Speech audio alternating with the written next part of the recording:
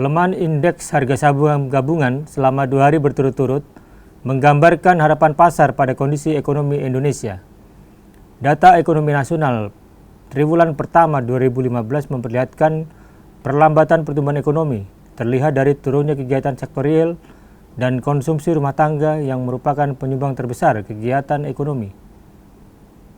Pada triwulan pertama 2015, misalnya, penjualan semen, kendaraan bermotor, barang eceran, dan makanan pokok menurun.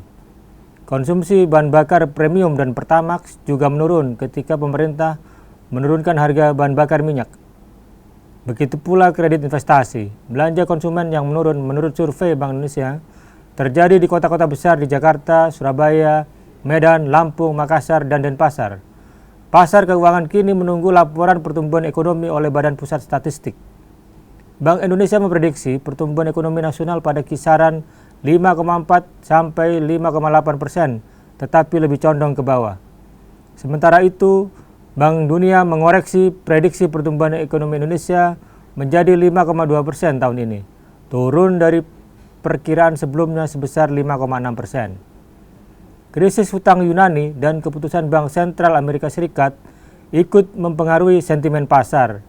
Sementara itu, pelemahan ekonomi Tiongkok berimbas pada kinerja emiten di pasar modal.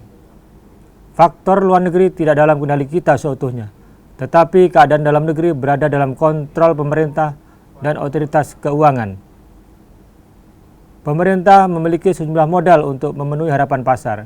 Inflasi terkendali dan nilai tukar rupiah meskipun melemah tetap stabil.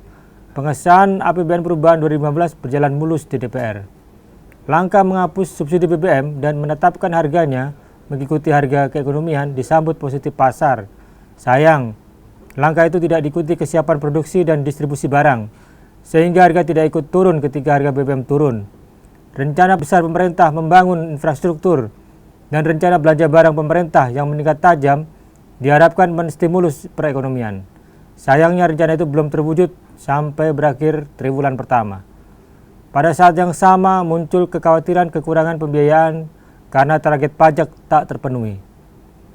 Presiden Joko Widodo dalam silaturahmi pers nasional di Jakarta Senin lalu berjanji proses lelang proyek infrastruktur akan segera dilakukan dalam hitungan hari. Pasar telah merespon situasi perekonomian Indonesia. Pemerintah tidak dapat bersikap reaktif dan seolah semua berjalan baik saja. Perlu konsolidasi kepemimpinan segera dan memberi sinyal yang tepat pada pasar.